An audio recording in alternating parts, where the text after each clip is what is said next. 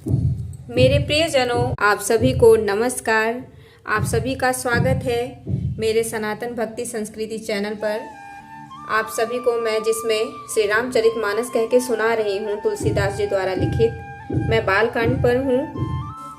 जय श्री राम। हर हर महादेव। एक कलप एहि हेतु प्रभु लीन मनुज अवतार। एक कलप एहि हेतु प्रभु लीन मनुज अवतार। सुर रंजन सज्जन सुखद हरि भंजन भुवि भार। हे रामा हरि भंजन भुवि भार। देवताओं को प्रसन्न करने वाले, सज्जनों को सुख देने वाले और पृथ्वी का भार हरण करने वाले भगवान ने एक कल्प में इसी कारण मनुष्य का अवतार लिया था। एहि विधि जन्म करम हरि के रे। सुंदर सुखद विचित्र घनेरे। कलप कलप प्रति प्रभु अवतरहि। चारु चरित नाना विधि करहि। तब तब कथा मुनि सन गाई। परम पुनित प्रबंध बनाई।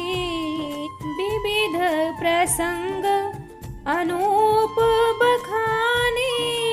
करहि न सुनी आचरजु सयाने।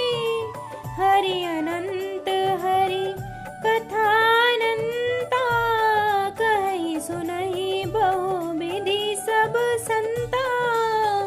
रामचंद्र के है रामचंद्र के चरित सुहाए। कलप कोटि लगी जाहि न गाए। यह प्रसंग मैं कहा भवानी। हरि माया मोहि मुनि ज्ञानी। प्रभु कौतुकी प्रणत हितकारी। सेवत सुलभ सकल दुख हारी। सेवत सुलभ सकल दुख हारी। इस प्रकार भगवान के अनेकों सुंदर, सुखदायक और अलौकिक जन्म और कर्म हैं। प्रत्येक कल्प में जब जब भगवान अवतार लेते हैं और नाना प्रकार की सुंदर लीलाएं करते हैं, तब तब मुनीश्वरों ने परम पवित्र काव्य रचना करके उनकी कथाओं का गान किया है और भांति भांति के अनुपम प्रसंगों का वर्णन किया है, जिनको सुनकर समझदार विवेकी लोग आश्चर्य नहीं करते। श्री हरि अनंत है, उनका कोई पार नहीं पा सकता और उनकी कथा भी अनंत है। सब संत लोग उसे बहुत प्रकार से कहते सुनते हैं। श्री रामचंद्र जी के सुंदर चरित्र करोड़ कल्पों में भी गाए नहीं जा सकते। शिव जी कहते हैं कि हे पार्वती, मैंने यह बतलाने के लिए इस प्रसंग को कहा कि ज्ञानी मुनि भी भगवान की माया से मोहित हो जाते हैं। प्रभु कौतुकी लीलामय हैं और शरणागत का हित करने वाले हैं। वे सेवा करने में बहुत सुलभ और सब दुखों के हरने वाले हैं। सुर नर मुनि को नाही रामा। जहि न मोह माया प्रबल रामा। अस विचारी मन माही भजिया। महामाया पति ही रामा। जय सिया राम, जय जय सिया राम। देवता, मनुष्य और मुनियों में ऐसा कोई नहीं है जिसे भगवान की महान बलवती माया मोहित न कर दे।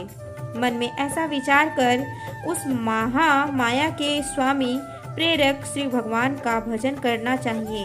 अपर हे तू सुनु शैल कुमार। कहूँ विचित्र कथा विस्तारी, जेहि कारण अज अगुण रूपा, ब्रह्म भयउ कौशलपुर भूपा। जो प्रभु विपिन फिरत तुम देखा, बंधु समेत धरे मुनि बेसा। जासु चरित अवलोकी भवानी, सती शरीर रही हूँ बौरानी। अजहु न छाया मिटती तुम्हारी, तासु चरित सुनु भ्रमरजहारी। लीला किन्हीं जो तेहि अवतारा, सो सब कही हो मति अनुसारा। अरे भरद्वाज सुनी, भरद्वाज सुनी शंकर बानी। सकुचि सप्रेम उमा मुस्कानी, लगे बहुरी बरनय वृष केतु। सो अवतार भयउ जेहि हेतु, लगे बहुरी बरनय वृष केतु। सो अवतार भयउ जेहि हेतु। फिर कहते हैं, हे गिरिराज कुमारी, अब भगवान के अवतार का वह दूसरा कारण सुनो। मैं उसकी विचित्र कथा विस्तार करके कहता हूँ, जिस कारण से जन्म रहित निर्गुण और रूप रहित अव्यक्त सच्चिदानंद घन ब्रह्म अयोध्यापुरी के राजा हुए। जिन प्रभु श्री रामचंद्र जी को तुमने भाई लक्ष्मण जी के साथ मुनियों का वेश धारण किए वन में फिरते देखा था, और हे भवानी, जिनके चरित्र देखकर सती के शरीर में तुम ऐसी बावली हो गई थी कि अब भी तुम्हारे उस बावलेपन की छाया नहीं मिटती। उन्हीं के भ्रम रूपी रोग के हरण करने वाले चरित्र सुनो। उस अवतार में भगवान ने जो जो लीला की है, वह सब मैं अपनी बुद्धि के अनुसार तुम्हें कहूँगा। याज्ञवल्क्य जी ने कहा, हे भरद्वाज, शंकर जी के वचन सुनकर पार्वती जी सकुचाकर प्रेम सहित मुस्कुराई।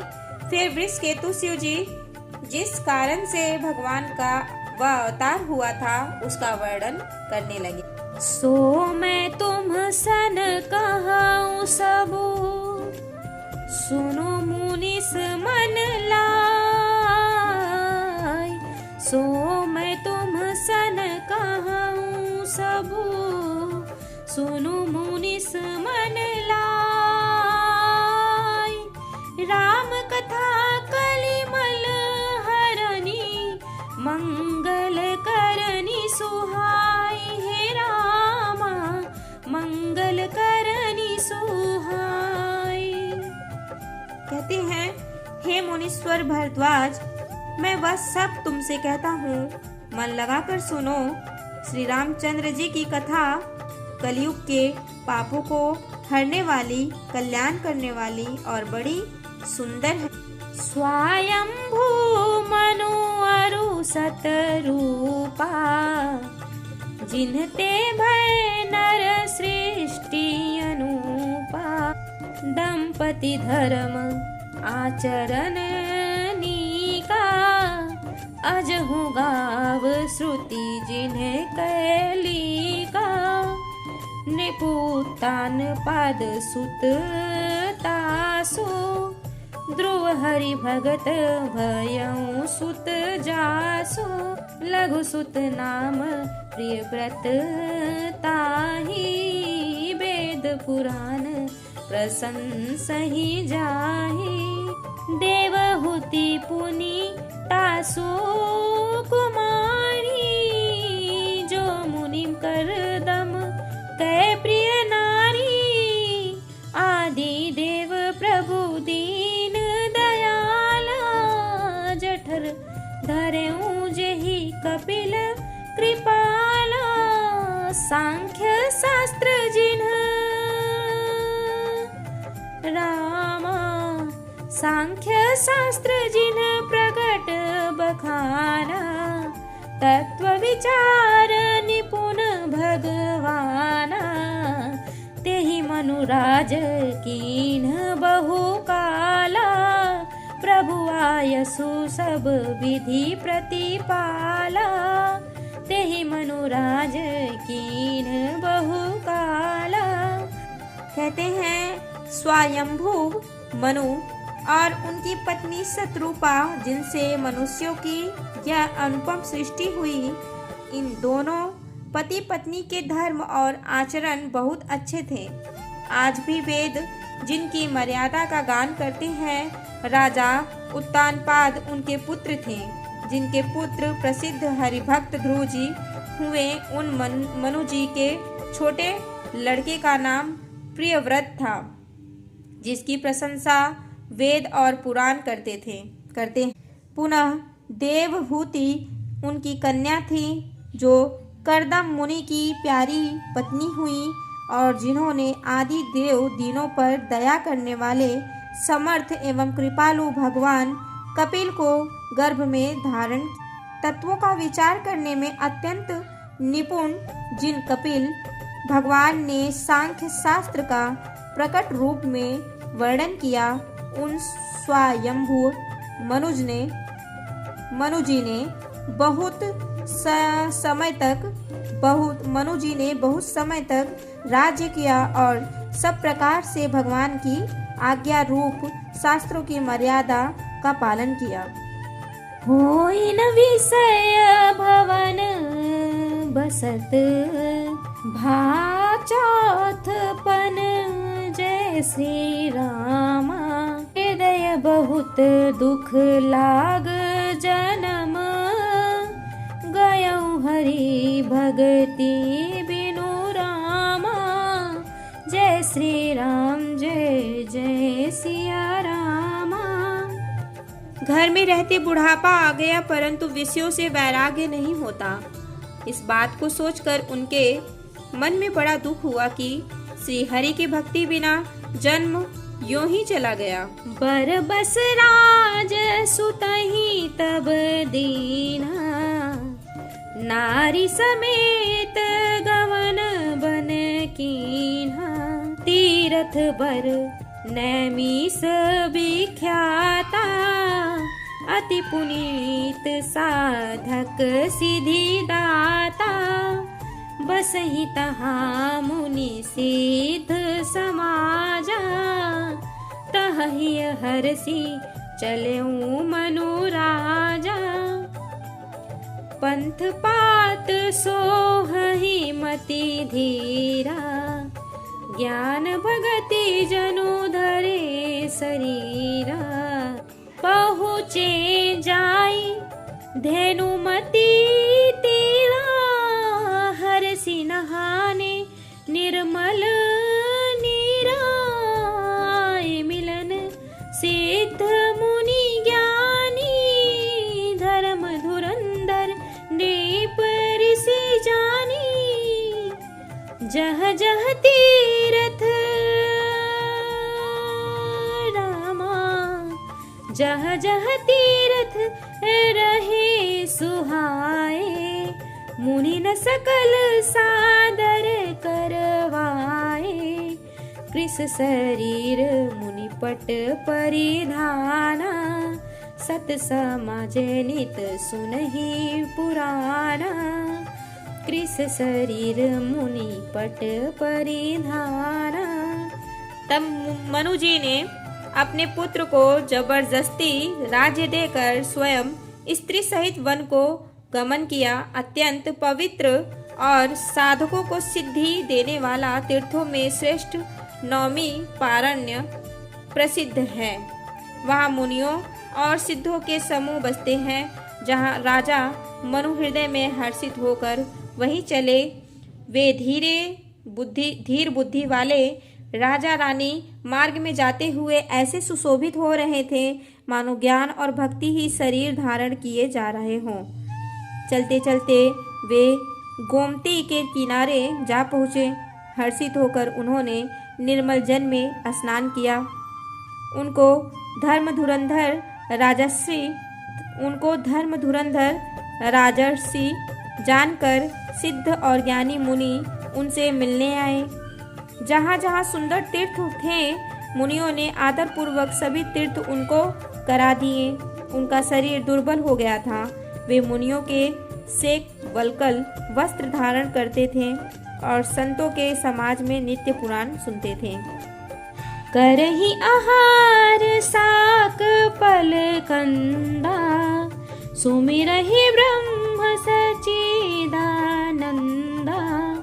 पूरी हरि हेतु करन तप लागे, बारी आधार मूल फल त्यागे।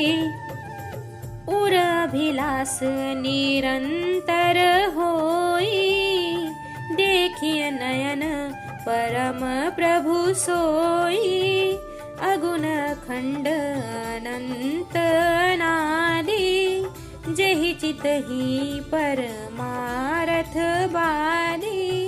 नेति नेति जहि वेद निरूपा, निजानंद निरूपाधि अनुपा। शंभु विरंचि विष्णु भगवाना, उपजहि जासु अंश ते नाना। ऐसा प्रभु सेवक बस अहाई, भगत हेतु लीला तनु गहाई। जो यह वचन सत्य श्रुति भाषा, तो हमारे पूजी ही अभिलाषा। जय श्री राम, जय जय सिया रामा, जय जय राम। वे साग, फल और कंद का आहार करते थे और सच्चिदानंद ब्रह्म का स्मरण करते थे। फिर वे श्री हरि के लिए तप करने लगे और मूल फल को त्याग कर केवल जल के आधार पर रहने लगे। हृदय में निरंतर यही अभिलाषा हुआ करती थी कि हम कैसे उन परम प्रभु को आंखों से देखें, जो निर्गुण, अखंड, अनंत और अनादि है और परमार्थवादी, ब्रह्मज्ञानी, तत्ववेत्ता और लोग जितना हृदय में निरंतर यही अभिलाषा हुआ करती कि हम कैसे उन परम प्रभु को आंखों से देखें, जो निर्गुण, अखंड, अनंत और अनादि है और परमार्थवादी, ब्रह्मज्ञानी, तत्ववेत्ता, लोग जिनका चिंतन किया करते हैं, जिन्हें वेद नेति नेति यह भी नहीं कहकर निरूपण करते हैं, जो आनंद स्वरूप, उपाधि रहित और अनुपम है एवं जिनके अंश से अनेकों शिव, ब्रह्मा और विष्णु भगवान प्रकट होते हैं। ऐसे महान प्रभु सेवक के वश में है और भक्तों के लिए दिव्य लीला विग्रह धारण करते हैं। यदि वेदों में यह वचन सत्य कहा है तो हमारी अभिलाषा भी अवश्य पूरी होगी। जय श्री राम। मैं अब यहीं पे विश्राम लेती हूँ।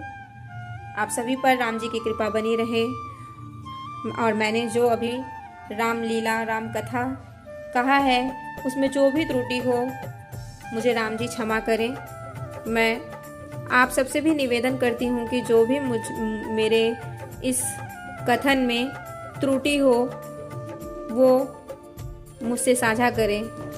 जय श्री राम। नमस्कार। धन्यवाद।